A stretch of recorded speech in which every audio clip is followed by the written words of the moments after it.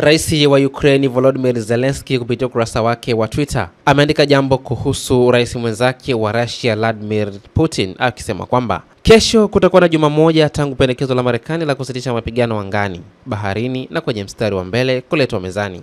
Utekelezaji wa pendekezo hili ungeweza kuanza zamani sana. Kila siku katika vita ni suala la maisha ya kibinadamu.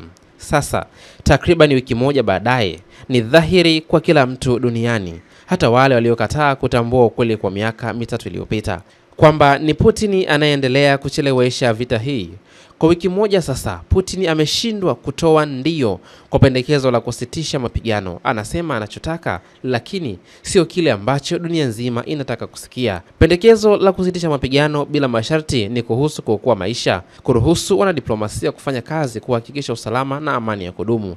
Pendekezo ambalo Urusi inaendelea kulipuuzilia mbali. Shinikizo linahitajika ili hatimaye kufanya Moscow kukubali kwamba vita yao lazima iishe. Hilo ni andiko la rais wa Ukraine Volodymyr Zelensky, akiandika ya kwamba Putin ndio kizingiti ama kisiki kinachofanya wawili hawa wasiweze kufanya makubaliano ya amani baina yao. Kumbuka, Rais Trump alipendekeza kuwe na siku 30 za amani baina yao, lakini Urusi wao wakasema ya kwamba hizo siku 30 ni siku ambazo Ukraine atazitumia kujipanga upya na kuanzisha vita tena. So Zelensky amekuja hapa na kuweza kuandika ya kwamba anaumia kutokana na kwamba Putin ameshindwa kusema ndio ili tu waweze kukaa meza moja na kuweza kujadili mustakabali wa amani. Lakini Zelensky ameenda mbali zaidi kusema kwamba anatamani vita hivi viweze kuisha bila masharti, bila vipingamizi vyovyote. Na tunafahamu tamanio kubwa la Zelensky ni kwamba nchi yake iweze kuungwa,